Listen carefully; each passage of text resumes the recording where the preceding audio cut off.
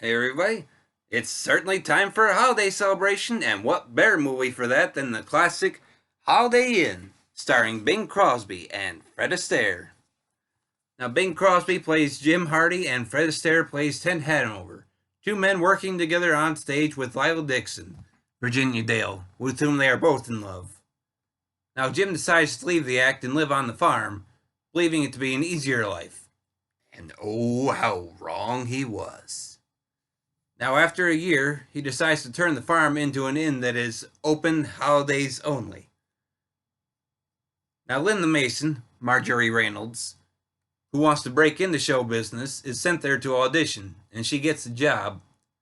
When the inn opens New Year's Eve, Ted comes in drunk after Lila left him for a millionaire.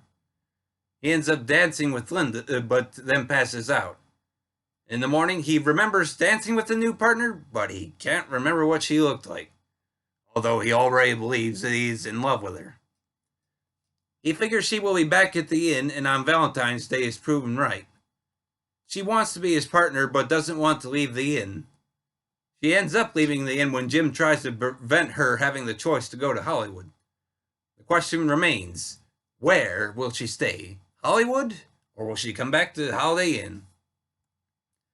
Yep, I would definitely say that this movie classifies as a Christmas movie. And New Year's, and Valentine's, Easter, 4th of July, and Thanksgiving. Even making a reference to the then recently changing time of November, when the holiday was actually supposed to be celebrated. Now, composer Irving Berlin originally been trying to put together a Broadway revue with music inspired by various holidays, but it was after meeting with director Mark Sandrich that the decision was made to do it as a movie instead, utilizing Irving Berlin's music, of course. And with this movie, the world was introduced to the classic song White Christmas, which would go on to win the Best Song Oscar. And I think Irving Berlin's only Oscar win. Now, besides White Christmas, I can definitely say that there are a few songs and dances that I enjoy in this movie.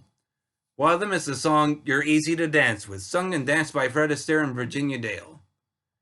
Now, amongst Fred's early Irving Berlin few musicals, I'd say it continues the trend of him doing a dancing-related song. And he reprised it with Marjorie Reynolds at the New Year's Eve party, except this time he was drunk. And I do mean drunk, as Fred had 2 drinks of bourbon before the first take and one more between each take, with the 7th and final take being what we see in the movie. All something he did to try and keep it authentic there. And man, is he still good, even drunk, better than some people are sober. But then, of course, there's a more patriotic song, Let's Say It With Firecrackers, to go along with July 4th. Now, this is Fred's big tap solo in the movie, and he worked with actual firecrackers for it. Apparently, it took about 38 attempts to film it before Fred was satisfied, but it is very impressive to watch him do it just the same. And apparently a little bit of animation was used to further emphasize some of the blasts, but I still have to give credit for trying to pull this one off. And doing it pretty well at that. I will admit, this movie's not a perfect one. I personally think that the lyrics for the song I Can't Tell a Lie are rather cringeworthy, and the music itself is rather forgettable.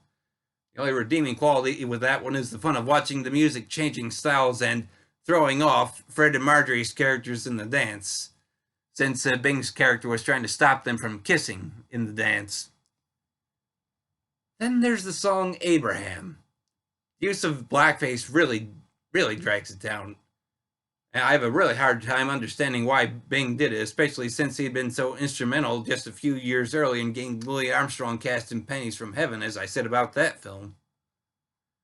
The lyrics really don't help either, and I really appreciate them not being used when the song was brought back for the not quite a remake film White Christmas, when Vera Ellen and John Brassia danced to it.